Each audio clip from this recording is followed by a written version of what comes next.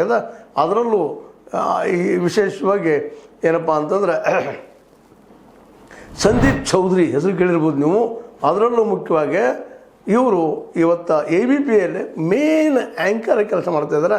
ಅವರು ನೇರವಾಗಿ ಇದನ್ನೆಲ್ಲ ಒಂದೊಂದು ಎಳೆಯಾಗಿ ಬಿಚ್ಚಿಟ್ಟಿಲ್ಲಿ ಅನಾಹುತ ಆಗಿದೆ ಅನ್ನೋದನ್ನು ಪ್ರಶ್ನೆಗಳ ಮೂಲಕ BJP ವಕ್ತಾರರ ನೀರು ಇಳಿಸ್ತಾ ಇದ್ದಾರೆ.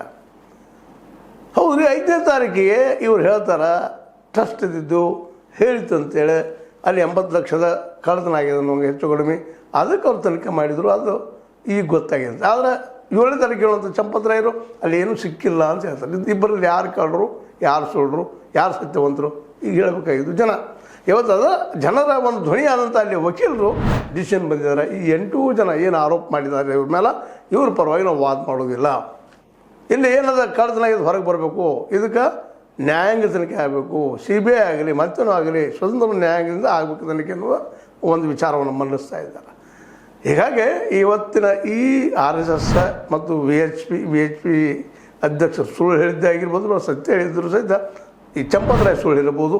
ಇವರಿಬ್ಬರಲ್ಲಿ ಯಾರೋ ಒಬ್ಬರು ಸುಳ್ಳು ಸತ್ಯ. ಇವರಲ್ಲಿ ಈಗ ಮೇನ್ ಆರೋಪ ಇರೋದು ಚಂಪತರಾಯರ ಮೇಲೆ. ಚಂಪತರಾಯರು ಮತ್ತು ಅನಿಲ್ ಮಿಶ್ರಾ ಮತ್ತು ಮತ್ತೊಬ್ಬರು ನಮ್ಮ ಗೋಪಾಲ್ ರಾವ್, ಇವರಿಗೆ ಈ ಮೇನ್ FIR ಆಗಿ ಇವ್ರನ್ನ ಎನ್ಕ್ವೈರಿ ಮಾಡಿ ಪೊಲೀಸ್ ಕಸ್ಟಡಿಗೆ ತೊಗೊಂಡು ಇದ್ರ ಹಿಂದಿಂಥದ್ದು ಏನು ಮಾಡಿದವ್ರು ಯಾರು ಹೊರತು ಇವಾಗ ಇದನ್ನ ಮುಚ್ಚಾಕೋದಲ್ಲ ಅನ್ನೋದು ಅಲ್ಲಿ ವಕೀಲರ ವಾದ. ವಕೀಲರ ಸಂಘದ ವಿಶೇಷವಾಗಿ ಶೈಲೇಂದ್ರ ಜೈಸ್ವಾಲ್ ಅಂತೇಳಿ ಕಾರ್ಯದರ್ಶಿ, ವಕೀಲರ ಸಂಘದ ಕಾರ್ಯದರ್ಶಿ ಅವ್ರು ಹೇಳ್ತಾರೆ, ನಮ್ಮ ಮನಸ್ಸಿಗೆ ಭಾಳ ನೋವಾಗಿದೆ ರೀ. ರಾಮನ ದುಡ್ಡನ್ನು ಈ ರೀತಿಯಾಗಿ ರಾಮ ಮಂದಿರದ ವ್ಯವಹಾರದಲ್ಲಿ ಕಟ್ಟುವಲ್ಲಿ ಎಲ್ಲದರಲ್ಲೂ ಹೊಡೆದಿದ್ದಾರಲ್ರಿ ಇವರು. ಭೂಮಿಯಲ್ಲಿ ಸಹ ಹೊಡೆದಿದ್ದಾರೆ. ಇಂಥವ್ರು ಶಿಕ್ಷೆ ಆಗಬೇಕು.